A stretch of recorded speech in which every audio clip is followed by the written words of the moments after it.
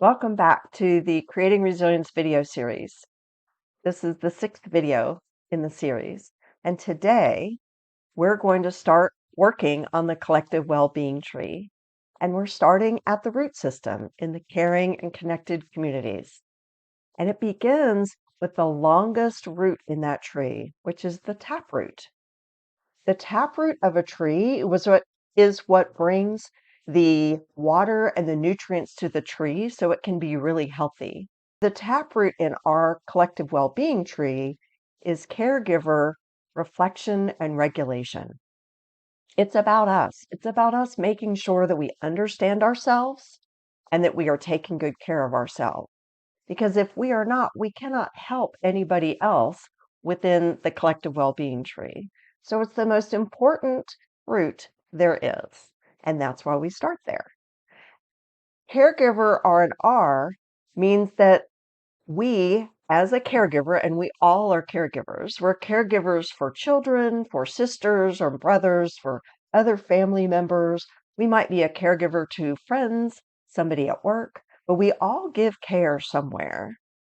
And it means that we can recognize where we are in the car, and we're willing and we have the skills to move from the back seat or the trunk up to the front seat. There's two main words there. Willing is one of them, because I don't know about you guys, but sometimes I get really angry and I'm like, just let me be angry for a little bit. Or if we have suffered a huge loss, we need to stop and be in the back seat and grieve for a while. And sometimes life is really stressful and we need to be in the trunk so that we're very instinctively surviving. So we have to be willing to go into that front seat. But the second part is that we really have to have the skills. We have to have the ability. We have to know what to do if we're in the trunk or we're in the back seat. How do we get ourselves up into that front seat? And that can be very individual, because what calms me might not calm somebody else. So it pulls me back into the part of my brain where I can begin to focus might be very different than what somebody else does. It is very difficult to manage ourselves all the time. I don't expect or even want to imply that we should all be in the front part of our brain, that front seat, all the time. Not at all. We're not created that way. We are created to be very emotional beings, and in that back seat, especially when we're with other people, and we're supposed to be in the trunk so we can survive. But sometimes it feels like we should be able to manage ourselves better, and we really can't. But think of it this way.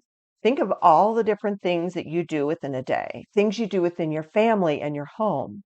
What do you do with your friends? How do you help them? How do you get into the back seat with them sometimes? What about work? So if you're trying to manage all these different things, it's kind of like juggling things up in the air. And then if something really catastrophic happens, you have a huge stressor, you might even have a trauma in your life. I tell people that's like juggling along, and suddenly one of the things you're juggling is a balloon. And it's really hard to anticipate where is it going. It doesn't do the normal trajectory around like the other balls. It makes sense, especially if we've had a lot of trauma or we're experiencing a lot of stress in our lives. It makes it really hard to manage ourselves. I just want to normalize that for you. We shouldn't all live in the front part of our brain all the time, but we want to try to be able to get there when we want to be there, right? When we are reacting from our backseat or trunk, we really might be feeling a few different things. We might be feeling kind of helpless, or we might be feeling burned out. So if you think about if you've been in a really stressful work situation, sometimes we begin to feel really burned out there. We also might feel personally rejected. If we are having a lot of stress or around people that are stressed themselves, sometimes we begin to take that personally. Remember a couple videos ago, I talked about taking it personally. We also might begin to feel very ineffective in our job, whether that job is at home, working with our family, or whether it's in a workplace. When we are reacting often and in that backseat or in that trunk, it makes us feel like we don't have control and we're ineffective. So we might become angry or we might blame other people more often because we're stuck in that back seat or trunk and we want out. And so it increases our anger and blaming.